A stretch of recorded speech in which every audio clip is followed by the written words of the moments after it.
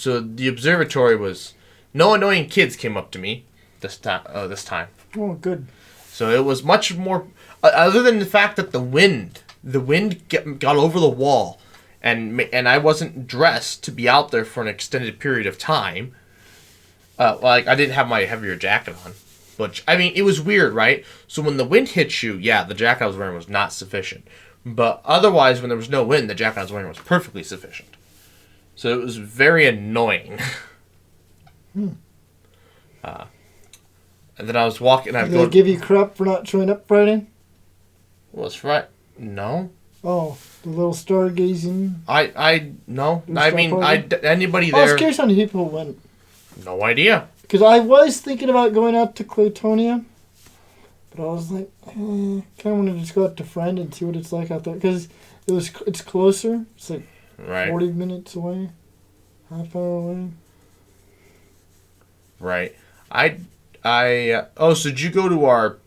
Well, I did. I did go to the first spot in Beaver Crossing, and then that was awful. The problem was that all the lights from Beaver Crossing were just blinding, like the street lights and stuff, because those lights are visible, and so I decided to go to our other spot. So all those lights were below the hill, and then it was a lot clearer because then you're also south of Friend too.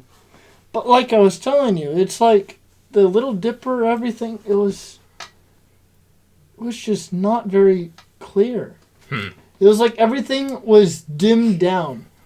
That's how I describe it. Welcome to Nebraska for stargazing. Everything was just dimmed down. I think it has to do with the humidity. That's the only thing I can think of. Yeah, I can't think of anything else. No, but yeah, we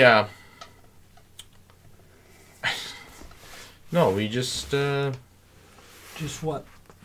We had Jupiter in one scope. Yeah, Saturn. Jupiter was really bright. As always. Jupiter was... It's close to opposition, or just past very it. bright. I think it might be in opposition, to be honest.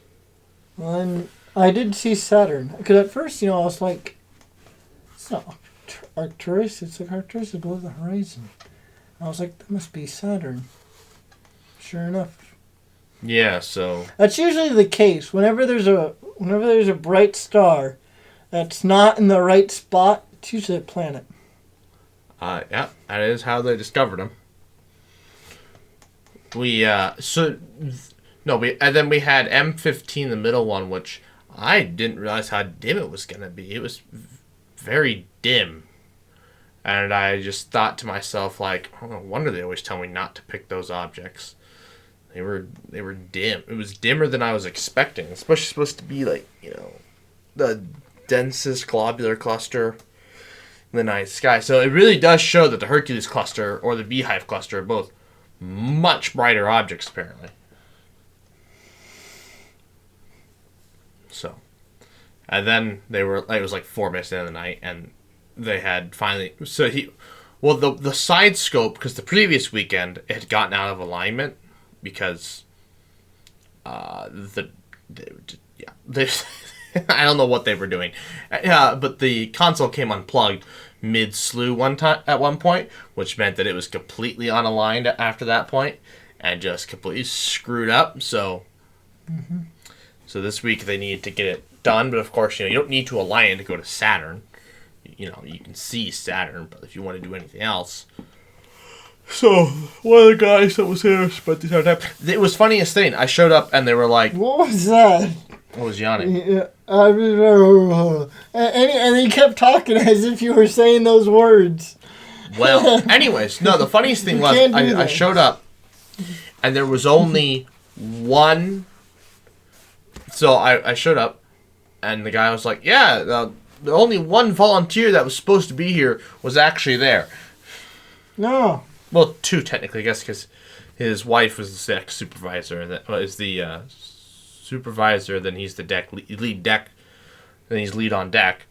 None of the other volunteers showed up. I'm like, oh. He's like, well, I'm glad you're here. I'm like, all right, I guess I'll run a scope. Okay. So I got wrangled into 2 hours of volunteering. So I'm putting in lots of time this month. Did they log those hours? Yeah. What do they use them for? Well, I mean, if you need it for your hours to be logged with the city or whatever, or for whatever reason you need your volunteer hours logged, then you would log it. Then this would be the right way to log it. Mm-hmm. Otherwise, if you otherwise it's to figure out who volunteer of the year. You get like a little prize. You get a placard on the wall. It says volunteer. You get a little printed certificate in a frame, and then your picture gets put on the wall, and it says volunteer of the year. Won't be me unless I literally show up every night, because there's two guys literally show up pretty much every single night. It was the funniest thing. One of the guys that was there, he's a teacher, and he was just like, I overheard that the only reason why if he wouldn't show up every night if he didn't have a date that week. I joked over to the deck supervisor. I'm like, yep, I'm the same thing, except I perpetually never have a date. So he's like, oh, so you'd be here every time? I'm like, for the most part. For the most part.